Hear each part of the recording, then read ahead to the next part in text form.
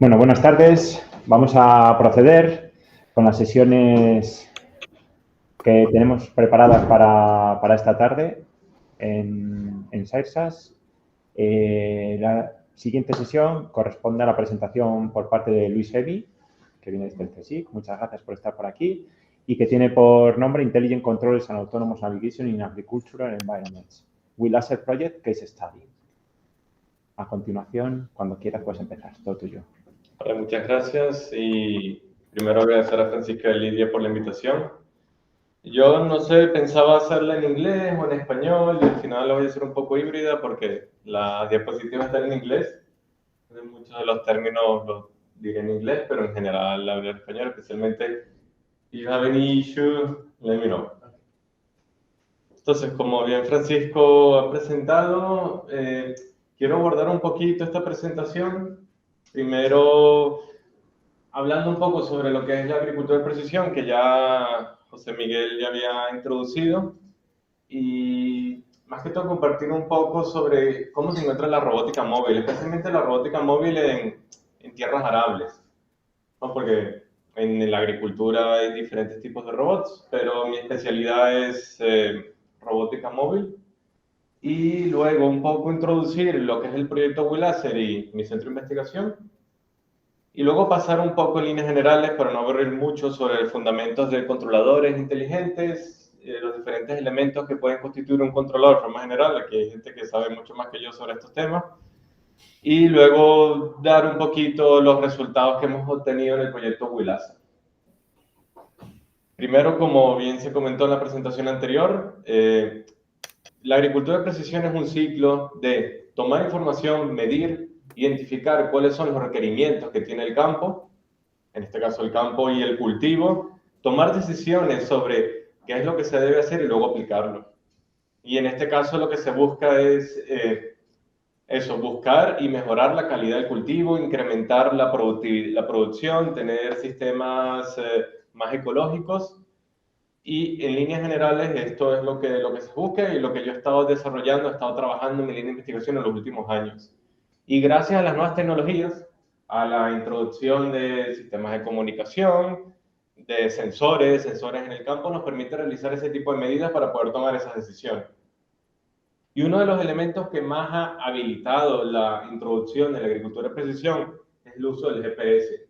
Como se tienen que realizar medidas, esas medidas y esas tomas se geolocalizan y eso posteriormente puede ayudar o hacer el tratamiento a medida que se va tomando la información, como se presentó en la presentación pasada, o a posteriori, o cogiendo información utilizando otros sistemas como drones, otros sensores para posterior realizar una aplicación. Y siempre el GPS ha sido un elemento fundamental para poder aplicar técnicas de agricultura de precisión. Otro de los elementos, por ejemplo, el Variable Rate Technology, para poder aplicar de forma selectiva el producto, ya sea fertilizantes o herbicidas, y siempre y buscando un poco eso, tener la máxima productividad, por lo que monitorizar cómo va evolucionando el cultivo a lo largo de todo su ciclo de desarrollo también es un elemento importante dentro de la agricultura de precisión. Y ya me gustaría comentar acerca de unos robots que en mi búsqueda, que pueden ser las empresas más que pueden estar vendiendo, porque hay una gran cantidad de robots, pero hay un conjunto de empresas que son interesantes y que en principio dicen que están vendiendo estos productos, como es el caso de EcoRobotics, que si no me equivoco es una empresa francesa, y que es lo que hacen, tienen un sistema de brazos paralelos para poder aplicar de forma selectiva herbicida. Se localiza mediante GPS, es totalmente eléctrico, tiene unos paneles solares en la parte de arriba, pero este robot que vemos es, digamos, un prototipo y no se encuentra, como que se puede decir que se encuentra en día a día en cada granja. Lo que sí venden es un implemento, que es la parte de atrás que se conecta a los tractores, que son los que de verdad realizan el tratamiento, y eso sí es como más comercial. Y otro ejemplo también de robots que intentan ser comerciales, pero que al final lo que están vendiendo es un implemento, es la empresa Carmen Robotics. Estos surgieron hace como 2 o 3 años. Le incluyo en esta presentación porque también está asociada al caso de estudio que les voy a presentar, del proyecto WILASER. Y también utilizan un sistema de láser de alta potencia, utilizando, creo que es láser basado en carbono, para poder otra vez identificar las malas hierbas y realizar un tratamiento. Y en este caso utilizan este robot como prototipo, como demostrador, pero lo que están comercializando de verdad es un implemento. Esta para mí es una de las empresas que tiene más variedad de diferentes robots móviles. Es más, tuve la oportunidad de trabajar con ellos porque hice una estancia postdoctoral entre el año 2019 y 2017 y 2020, que es la empresa Nayo Technologies, están en Toulouse, Francia. Yo hice una estancia en el Laboratorio de Análisis de Arquitectura de Sistemas del CNRS, ahí en Francia, y tuve la capacidad de trabajar especialmente con el robot OS, que es el robot pequeñito que está en el vídeo. Este robot es adaptable porque es pequeñito, pero puedes colocar diferentes tipos de implementos para realizar básicamente tratamiento mecánico de las malas hierbas. En ese momento, este robot carecía de GPS, o el GPS era un cuarto del precio total del robot. Entonces, en un principio, la empresa utilizaba un LiDAR para poder identificar las líneas de cultivo, y además se tenían que colocar unos postes de color rojo, que aquí no aparecen en el vídeo, para poder identificar el punto de entrada y salida del campo. Luego ya creo que actualmente ya lo comercializan con el GPS. Bueno, en el año 2017 comentaron que en ese año habían vendido 80 unidades. Y actualmente en la página web de Nayo dice que hay 250 unidades vendidas. Entonces, llama la atención de por qué no se han vendido más si estos llevan desarrollando este robot por mucho tiempo y lo han estado comercializando. Además de otra gama de robots que están desarrollando, no voy a entrar mucho en detalle, pero es una de las empresas que he visto que tiene más variedad de robots. Y lo que sí se ve comúnmente y lo que sí de verdad son más comerciales y más unidades funcionales en campos agrícolas son estos tipos de robots, como es el caso del BT Rover, que son muy parecidos a los robots para la limpieza de casa pero en realidad lo que buscan es simplemente mantener al límite la capa vegetal y se utilizan normalmente para mantener los jardines limpios o para limpieza de los viñedos. Y hay una gran variedad de robots, estas son otras marcas como Buscava y Toro. Y como esto se pueden encontrar una gran cantidad de robots y se han visto, han acudido en unas ferias de robótica como FIRA o Agritécnica, normalmente se encuentran muchas empresas desarrollando muchos robots. Es una gran cantidad, pero no hay tantos robots en el mercado, o más que en el mercado, en la granja, trabajando. Entonces existe un retraso a la hora de adoptar dichas tecnologías, y lo que la mayoría de las empresas venden más, las estrategias o los implementos, más que el propio robot móvil. Y esto es por muchas razones. La primera, que son sistemas costosos. Luego, en la agricultura el margen de ganancia no es tan alto, y luego los agricultores a veces les cuesta confiar en la tecnología nueva. Y otra cosa importante es que en Europa más del 60% de las explotaciones agrícolas son explotaciones muy pequeñas, entre 0 y 5 hectáreas. Y uno de los elementos más importantes es la falta de robustez de estos sistemas para trabajar en un entorno complejo, dinámico y que no falle. Y como comenté en un principio, uno de los sensores que más ha ayudado a la agricultura de precisión ha sido el uso del GPS. Y como se depende mucho del GPS, en muchas de las situaciones, en muchos de los entornos agrícolas, las infraestructuras no están adecuadas, o por ejemplo para el mantenimiento del robot, para conectividad, falta de internet para mantener el sistema actualizado, o situaciones donde el GPS puede fallar, como árboles grandes o líneas de alta tensión. Estas son situaciones que yo me he encontrado con todos los robots que he estado trabajando. Y como ya comentaba, existe un robot para cada situación. Existen robots desde el principio, desde la preparación del suelo, como el caso del robot desarrollado por Wageningen.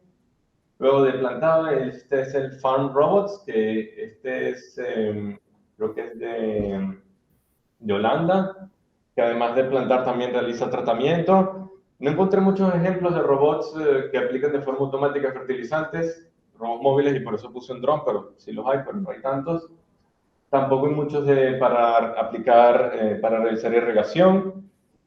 Robots de gestión de malas hierbas son los que más se encuentran. Este es un robot de Agrointelli, esto es de Dinamarca. Y uno de los primeros robots que han sido comercializados de forma más amplia han sido robots de recolección, como por ejemplo recolección de fresas. Y también hay robots para transporte y logística. Y me gustaría enfocarme más que nada en los robots de gestión de malas hierbas, que aunque el tiempo total de trabajo en el campo para la gestión de malas hierbas es un 10% con respecto al tiempo total. Pero si no se gestiona de forma adecuada la mala hierba, la pérdida en productividad puede llegar hasta un 70%. En comparación, si no se aplica de forma adecuada los fertilizantes, que puede llegar a una pérdida de un 30%. Así que aunque esta tarea de gestión de malas hierbas no requiere tanto tiempo de operación, es bastante interesante, importante, y la mayoría de los robots que se pueden encontrar, tanto investigación como en el mercado, se enfocan en gestión de malas hierbas. Y sabemos toda la problemática que existe en la aplicación de herbicidas, los herbicidas químicos. No voy a entrar en mucho detalle, pero sí existen alternativas para el uso de los pesticidas en general, como el uso de control biológico, diferentes insectos para matar otros insectos, insectos positivos que se comen insectos negativos, o rotación del cultivo. Desde el punto de vista más específico, para gestión de malas hierbas, existen estrategias como mecánicas y térmicas. En la presentación anterior se presentó un sistema de guiado en un campo de maíz que daba información a un sistema térmico que aplicaba unos quemadores parecido a este, pero no es este. Entonces existen alternativas y muchos robots están enfocados a desarrollar sistemas que busquen solventar a estrategias alternativas al uso de pesticidas. Los agricultores no les gustan mucho los sistemas térmicos porque pueden generar incendios. En Estados Unidos se utilizan mucho, pero en Europa en general, cuando hemos hablado con los agricultores, no están muy convencidos de su uso. Lo que siguiendo la estrategia de gestión de malas hierbas, actualmente llevo 3 años y ya está culminando.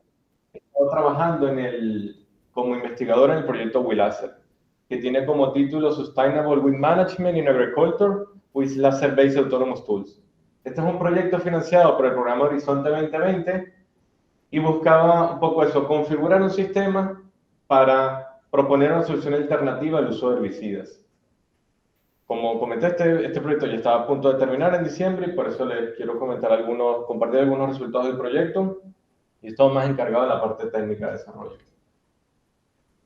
Por lo que configuramos un robot con una plataforma móvil desarrollada por una empresa en Francia que se llama Agriculture. Esta plataforma lleva un sistema que es la caja blanca que ven en el vídeo, que es donde está todo el sistema láser, tanto los ordenadores como el sistema para apuntar y aplicar el tratamiento, que es esta parte que ven aquí. Entonces, ¿qué es lo que se hace? Tiene un sistema de visión que primero discrimina las malas hierbas del cultivo y luego además en la mala hierba identifica un punto sensible que se llama meristemo. A ese punto, si se golpea con alta potencia, se mata la planta. Entonces, todo este sistema, con el sistema de edición, está gobernado por un sistema de gestor de navegación, que es el que yo estaba desarrollando en mi participación en este proyecto. Como esto es un proyecto europeo, tenemos diferentes partners en diferentes partes de Europa. Tenemos la asociación COA, que es una asociación grande de agricultores en España, que nos ha ayudado mucho para tener ese feedback de nuestros desarrollos. Como comenté, la empresa Greenculture, que desarrolla la plataforma. Los desarrolladores del láser son una empresa alemana, Photonics, y un centro de investigación en Hannover. Y luego otros partners para otras partes del proyecto, y la Universidad de Bolonia, que nos ayudan a desarrollar la parte de computación en la nube y desarrollan algunos sensores IoT.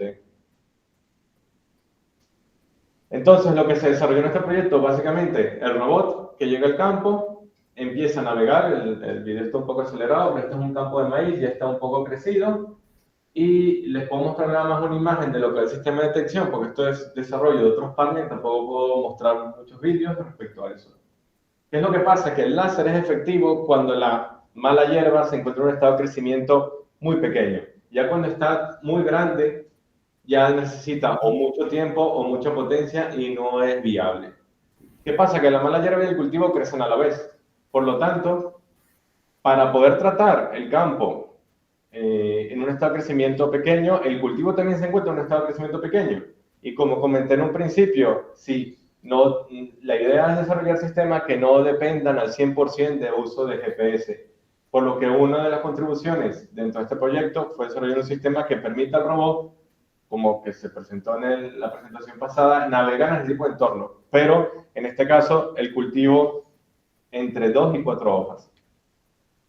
Si quieren más información sobre el proyecto WeLaser, pueden entrar en la página web. Tenemos varias newsletters y practice abstracts. Y yo estaré por aquí en estos días si quieren compartir más información. Quisiera tomar un momento para introducir un poco mi institución, porque yo vengo del CSIC, del Consejo Nacional de Investigaciones Científicas, Consejo Superior de Investigaciones Científicas, que es la entidad pública de investigación en España, y yo trabajo en el Centro de Automática y Robótica, que es una asociación, en realidad es un centro mixto entre el CSIC y la Universidad Politécnica de Madrid.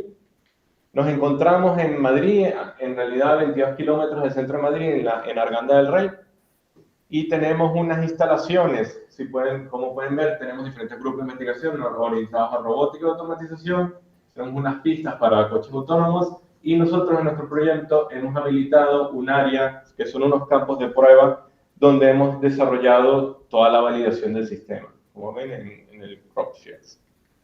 Aquí creo que tengo un vídeo que hicimos con un dron. En ese momento habíamos preparado 3 sectores, son 3.000, algo de 3.000 metros cuadrados. Entonces tenemos 3 campos, cada campo lo plantamos con un cultivo diferente, porque teníamos 3 cultivos objetivos, ya los veremos un poco más adelante. Y además tuvimos que vallar los campos porque tenemos una infestación de conejos y teníamos miedo de que los conejos se comieran el cultivo. Al final aprendieron a saltar la valla, así que no sirvió para nada, pero bueno, ahí está. Y también preparamos todo con un sistema de irrigación y realizamos varias temporadas de cultivo fuera de tiempo. Porque claro, ¿qué pasa? Tenemos que desarrollar un sistema con la ventana de tiempo muy corta. Estamos desarrollando para matar malas hierbas cuando se encuentran emergiendo. Entonces, si solamente tenemos una oportunidad al año era complicado, así que teníamos entre 2 y 3 oportunidades al año. También plantamos los cultivos, cada parcela, separa 20 por 20, la plantamos a destiempo, entre 1 a 2 semanas, así más o menos manteníamos esa ventana de crecimiento óptima para desarrollar y validar los avances en el proyecto. Y ahora ya un poquito más en líneas generales sobre un poco cómo se encuentran los controladores y los controladores inteligentes para luego posterior ver qué implementación hemos realizado en todo este proyecto. Sistemas de control se utilizan para muchas cosas en sistemas de navegación, en robots móviles, para seguimiento de trayectorias, definir trayectorias, detectar objetos, reconocer, identificar el entorno de trabajo, también para definir tareas, la planificación, y uno de los elementos importantes es para evitar obstáculos, mantener la seguridad del dispositivo.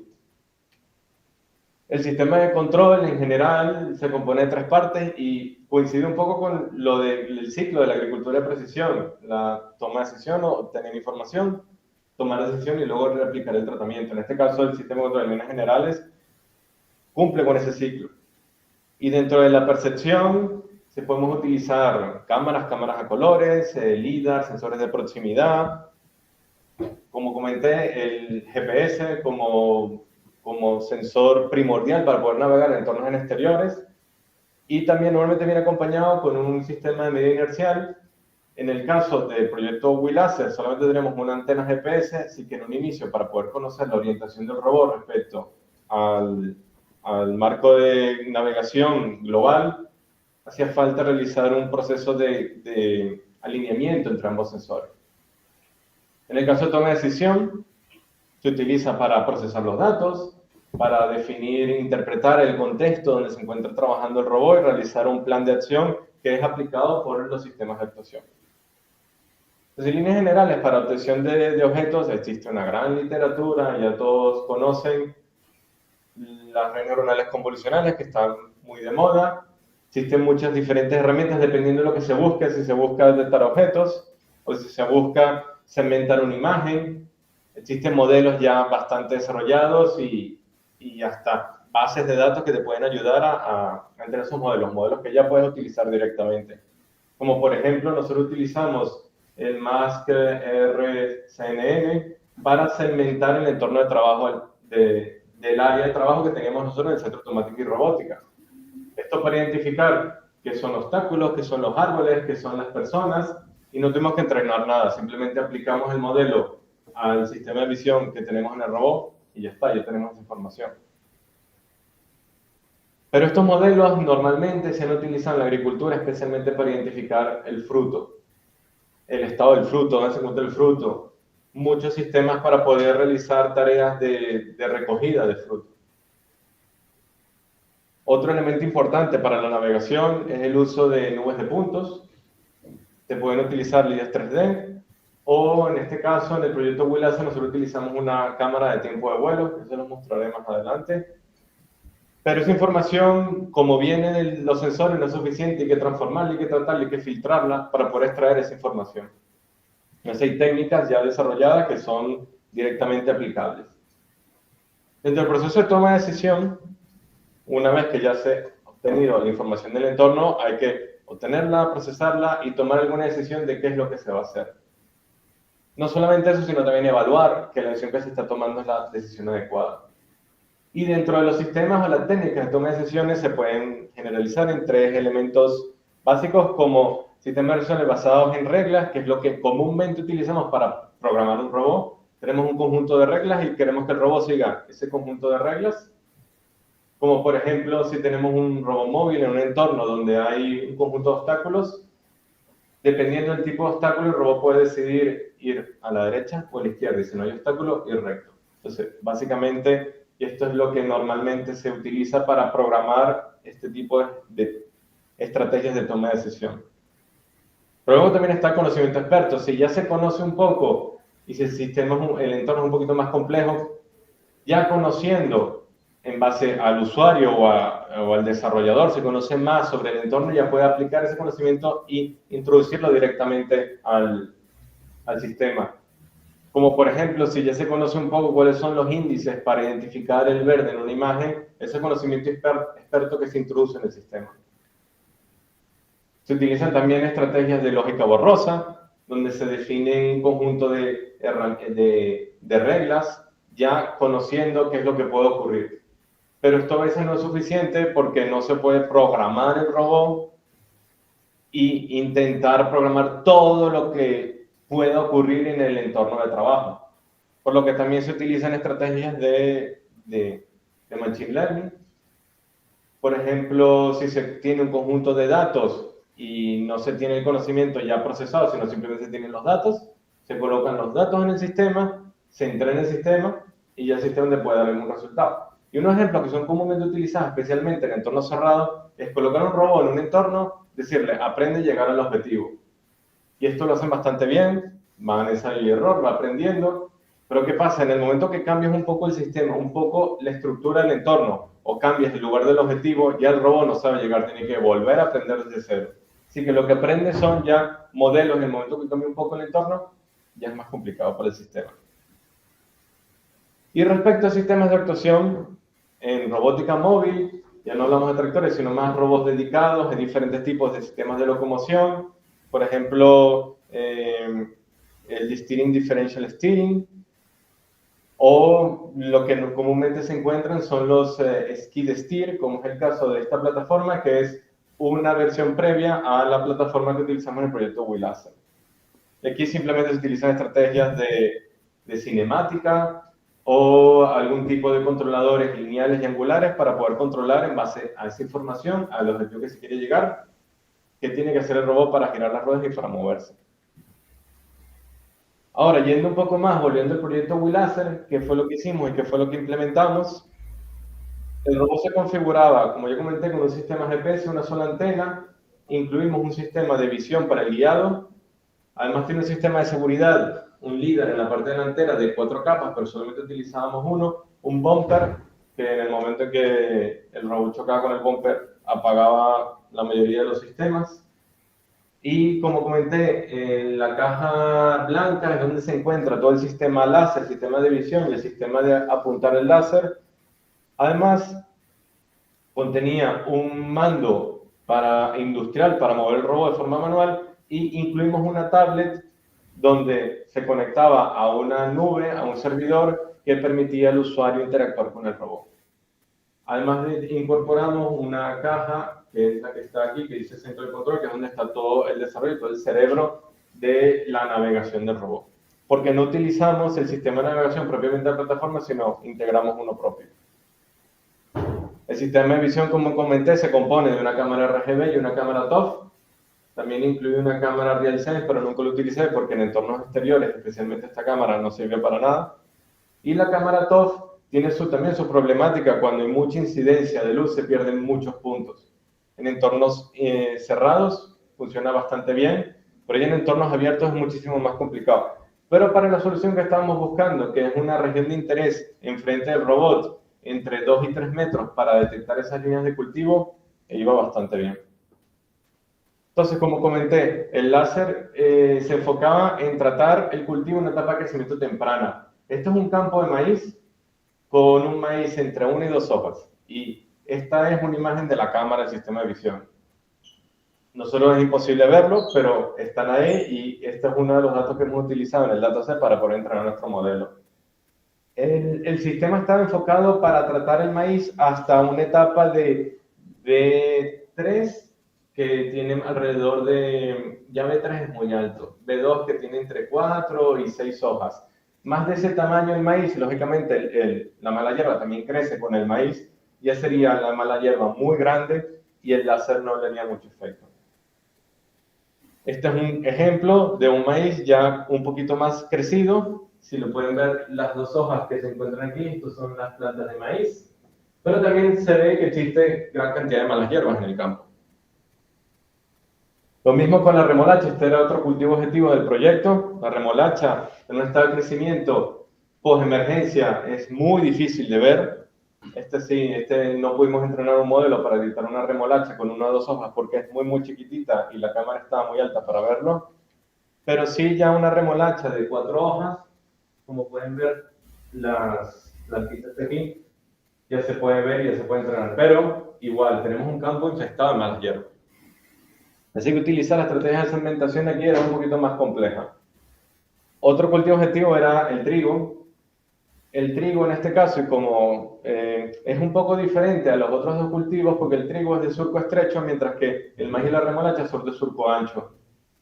El robot y las ruedas del robot pueden pasar entre el espacio de las líneas entre el surco ancho para no dañar el cultivo, porque si se pisa el maíz o la remolacha se puede dañar y no volver a regenerarse. Pero el trigo es diferente, el trigo sí se puede regenerar. Aquí no hacía falta detectar exactamente dónde se encontraba el trigo para pisarlo, porque el surco estrecho, las ruedas son más anchas que el espacio, pero sí era interesante identificar la orientación del campo para poder ayudar al sistema a navegar, en el caso de que el mapa no sea preciso o el GPS fallece un poco. Entonces, ¿qué fue lo que hicimos? Definimos 2 estrategias, para cultivo surco estrecho y para cultivo surco ancho. Para el surco ancho utilizamos estrategias de detección de objetos y en este caso entrenamos diferentes modelos basados en YOLO versión 4 con imágenes que obtuvimos en nuestros campos experimentales en Arganda del Rey con diferentes estados de crecimiento, desde 2 hojas hasta 8 hojas, donde cada uno de los estados de crecimiento, saltando hojas, 2, 4, 6, 8, teníamos un modelo para cada cultivo. En el caso de, eso es para el maíz y la remolacha. Y en el caso del trigo, también no teníamos tantos datos y al final lo dejamos un poquito olvidado porque no tenía tanto interés, pero utilizamos una estrategia de segmentación. En este caso utilizamos ResNet, también obtuvimos datos, realizamos las anotaciones para extraer esas líneas de cultivo. ¿Y qué obteníamos al final? Obteníamos una imagen como esta es un campo de remolacha, obteníamos la información de la clasificación del cultivo y la información de la cámara RGB la fusionamos con la cámara de tiempo de vuelo y se podían extraer estos puntitos que ven aquí. Entonces estos puntos representan las 2 líneas de cultivo centrales al robot y luego aplicando estrategias de filtrado, luego extracción de líneas, podemos desarrollar la estrategia de seguimiento de las líneas de cultivo. Para la segmentación evaluamos 11, a ver si le conjunto, o creo que 11 redes, y al final creo que nos decidimos por la RedNet. Y para las estrategias de detección de objetos evaluamos entre YOLO versión 4 y versión 5, al final terminamos implementando YOLO versión 4. Y este es un ejemplo del maíz con 2 hojas. Y aquí ya es un vídeo donde aquí es la remolacha, creo que tiene 4 hojas, y es la detección. ¿Qué pasa? Que no tenemos detección perfecta en todas las frames para todas las plantas. ¿Qué es lo que pasa? Que estamos continuamente adquiriendo imágenes, vamos muchísimo más rápido de lo que se mueve el robot, y lo que se hace es un histórico de la adquisición de los datos. Entonces, posicionamos cada una de las posiciones de las plantas con el sistema de referencia global del GPS, y así, aunque no se detecten todas las plantas en cada frame, vamos creando como ese histórico y vamos populando esas líneas, que luego al final ayuda a posteriori a extraer de mejor forma esa línea central para poder realizar el guiado. Bueno, todo esto fue integrado en la arquitectura del robot. Como ya comenté, se compone de la plataforma móvil. Esta plataforma se comunica por un protocolo Campus. Tuve que desarrollar el puente para comunicarme con la plataforma y ROS, que era el elemento, era el marco de comunicación principal de la arquitectura de control. Además, el láser se comunicaba directamente y desarrollaba más un sistema standalone con su sistema de percepción. Simplemente el robot le daba movilidad al implemento. El implemento funcionaba por sí mismo. Solamente le enviamos una señal de encendido o de apagado. Pero claro, cuando el robot está girando en la cabecera, no hace falta que el láser esté funcionando. Y además se desarrolló 2 partes en este Smart Navigation Manager, que así fue como se llamó. Una parte de control local, donde seguía una misión ya predefinida. Se definía una misión que consistía en un conjunto de posiciones GPS que el robot tenía que seguir. Luego utilizar ese sistema de percepción para poder ajustarse ante que el mapa no sea preciso, que no se tenga con exactitud las posiciones de cada uno de los cultivos.